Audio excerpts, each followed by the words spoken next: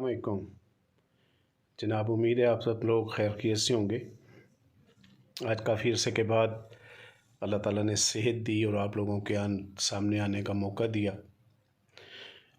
तो सबसे पहले तो उन दोस्तों, भाइयों और रिश्तेदारों का शुक्रिया जिन्होंने मेरी तकलीफ़ के दिनों में मेरी खैरियत मालूम की, मेरा ख्याल रखा, मेरे घर वालों को मिलते रहे। अल्लाह ताला आप सबको इस चीज़ का अजर अता फ़रमाए। आज एक तो टॉपिक थे, मसले थे जो काफ़ी दिन में ज़हन में थे, लेकिन तबीयत ख़राब होने की वजह से आप लोगों के सामने ना आ सका। एक तो मेन मसला मुल्क की महंगाई और हमारे प्राइवेट और सरकारी महकमों में काम करने वाले भाइयों की तनख्वाहें। मैं किसी एक हुकूमत को ब्लेम नहीं करता, क्योंकि इस 58 साल की उम्र में कई हुकूमतें आईं और कई गईं, सबको देखा भी, आजमाया भी, वोट भी दिए। कुछ अर्सा पहले बुज़ुर्गों के दौर में पीपल्स पार्टी को एक दो दफ़ा चांस दिए, फिर बुज़ुर्गों के दौर से ही मुस्लिम लीग नून ज्वाइन की, अपने वालिदैन के कीमती 25 से 28 साल इनके साथ रहे। फिर नया नारा आ गया, तब्दीली की खातिर फिर खान साहब को वोट दिया, उन्हें भी देख लिया। और आज हमारे मुल्क की पोजीशन ये है कि हमारे मुल्क में एवरेज तनख्वाह 25,000 से 35,000 रुपया है। वो सरकारी मुलाजिम हैं, प्राइवेट हैं। प्राइवेट वाले लोगों की तनख्वाहें तो तकरीबन 18,000 से 25,000 रुपये हैं। बहुत कम कोई प्राइवेट मुलाजिम ऐसा होगा किसी दुकान पे, किसी वर्कशॉप पे, किसी ऑफिस में जिनकी तनख्वाह 30,000 से अबाफ होगी। तो इस महंगाई के इस दौर में मैं अपने मुल्क की तमाम पार्टियां, किसी का नाम नहीं लूँगा, जिसमें काफ़ी बड़ी बड़ी पार्टियां भी हैं, छोटी पार्टियां भी हैं, इन सब से सिर्फ एक दरख्वास्त करूँगा कि सब अपनी पार्टी का एक एक काबिल आदमी एक जगह पर जमा कर दें, जो समझते हों कि ये मुल्क, मईशत, ये सब काम को समझता है, गरीब अवाम के मसाइल को समझता है, वो एक एक बंदा एक जगह पे इकट्ठा कर दें। वो 8 बने, 10 बने, 12 बने।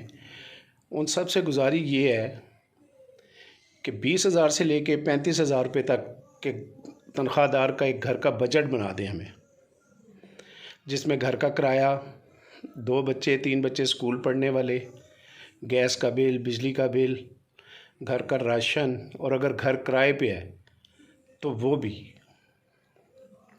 मैं आप तमाम सियासी पार्टियों से रिक्वेस्ट करता हूँ कि मुझे और बाकी सब आवाम को 20 से 35,000 के दरमियान का एक बजट बना दें कि हम इसमें कैसे गुजारा करें।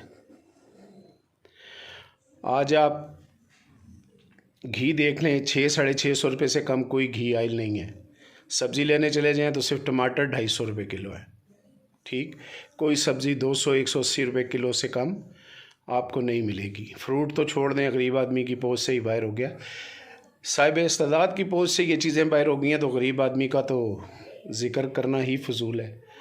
इसलिए आप तमाम लोगों से गुजारिश है कि इस चीज़ पर गौर करें, सिर्फ आपस में ना लड़ते रहें, अपनी कुर्सी की खातिर अवाम को मत ख़राब करें, अपनी कुर्सी की खातिर इस अवाम को उस जगह ना ले जाएं कि जहाँ लोग ख़ुदकशियाँ करनी शुरू कर दें, जिस तरह के जनूबी पंजाब और सिंध में हो रहा है। इसलिए वो काम करें जो आने वाले वक्त में लोग आपको भी दुआएं दें और अपने घर भी इज़्ज़त से चला सकें, अपने बच्चों को पाल सकें। उसके अलावा जो उनके मसाइल हैं वो हल कर सकें। कोई भी इस पोजीशन का आदमी अगर किसी दोस्त यार भाई से 10, 20, 30, 50,000 रुपया कर्ज़ा ले लेता है तो उससे वो कर्ज़ा नहीं उतारा जाता। बजाय वो कर्ज़ा उतारने के एंड क्या होता है कि उनके आपस के तल्लुकात ख़त्म हो जाते हैं, लड़ाई झगड़े शुरू हो जाते हैं। पिछले 3 साल के दौर में हुआ ये कि जो मिडिल क्लास कारोबारी लोग थे, उनमें से 50% लोग कारोबार छोड़ के चले गए। 25% इतने कर्ज़े ले लिए कि अब वो उस कर्ज़ा उतारने के चक्कर में इतने पिस रहे हैं कि उनके कारोबार नहीं चल रहे। और जो 25% काम कर रहे हैं वो सिर्फ अपनी दुकान के किराए खर्चे और घर का ख़र्चा निकाल रहे हैं। बाकी जो ऊपर लोग हैं, इंडस्ट्रियल लोग हैं, यहाँ मिलानर हैं, शुगर मिलों वाले हैं और बड़ी बड़ी जो चीज़ें हैं, काम करने वाले हैं, उनका मुझे नहीं पता किस हालात में वो बेहतर हैं तो मुल्क चल रहा है। बकाया जो मुल्क के लिए इतना कर्ज़ा जो हुकूमत आती है वो बजाय कर्ज़ उतारने के मज़ीद कर्ज़ पे कर्ज़ बढ़ाना शुरू कर देती है। वो पैसे कहाँ जाते हैं? मैं तमाम बड़े लोगों से गुजारिश करूंगा जो बड़ी सीटों पे बैठे हैं कि वो अपने अखराजात पे कंट्रोल करें, अपनी तनख्वाहें काम करवाएं, अपने मराल जो लेते हैं उन्हें छोड़ दें। हज़रत अबू बकर सिद्दीक़ रज़ी अल्लाह ताला अन्हु का दौर देख लें कि जब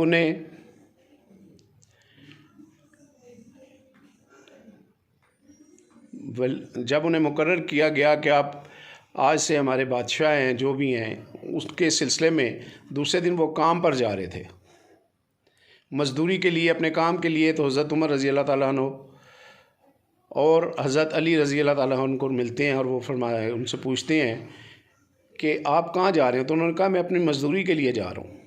उन्होंने कहा अब आप मज़दूरी नहीं करेंगे, आपको हम बैतुल माल में से आपके घर का ख़र्चा चलाएँगे और आज के बाद आप सिर्फ़ अवाम का ख्याल रखें, इससे पूरा करें।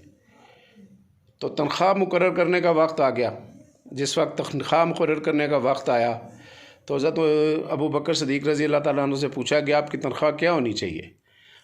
तो उन्होंने फरमाया कि मेरी तनख्वाह जो आजकल के एक मज़दूर की तनख्वाह है वो होनी चाहिए।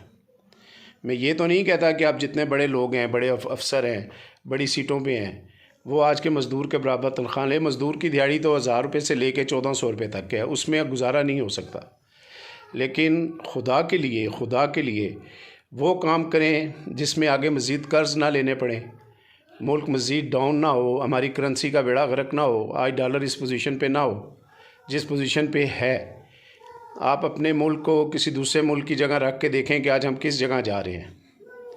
क्या हमारी भी श्रीलंका वाली पोजीशन होने पे जा रहे हैं हम लोग? क्या हमारा भी वही हाल होने वाला है? इसलिए मैं तमाम पार्टी वर्कर, जितनी भी पार्टियों के वर्कर हैं, किसी भी पार्टी के, यंग जनरेशन है, ओल्ड है, उन सब से गुजारिश करूँगा कि अपनी पार्टी के लीडरों से, कौंसलर से लेके MNA तक सबको मिले और उनको समझाएं कि हमारे साथ क्या जुल्म हो रहा है। और इन लोगों के पीछे लगना, अपनी जानें ख़राब करना, अपने घर बार को ख़राब करना छोड़ दें, क्योंकि ये सियासी लोग किसी को कुछ ना दे सके हैं और ना देंगे। इसलिए मैं आप तमाम लोगों से गुजारिश करूँगा कि इनके पीछे नारे लगाना, रोडों पे निकलना, अपनी जानें ख़राब करना, अपने रोज़गार ख़राब करना छोड़ दें। और दूसरा सबसे बड़ी बात, मैं अपने मुल्क की फ़ौज जो शुरू से हमारा साथ देते आए हैं उनसे रिक्वेस्ट करूँगा कि खुदा के लिए हमारा साथ दें, आवाम का साथ दें और इन ज़ालिम लीडरों से हमारी जान छुड़ाएं। और कोई हल नज़र नहीं आता। या इसके अलावा एक हल ये नज़र आता है कि पूरा पाकिस्तान जो मेरी आवाज़ सुन रहा है वो वोट का बाइकआउट कर दें, वोट ही ना दें। जब वोट नहीं देंगे तो कौन सेलेक्ट होकर आएगा या कौन इलेक्ट होकर आएगा, ये तो खुदा बेहतर जानता है। अल्लाह आप सबका हामी व नासिर हो। आपकी दुआओं की सख्त ज़रूरत है। आप अपनी दुआओं में सब याद रखिएगा। अल्लाह हाफिज़। पाकिस्तान जिंदाबाद।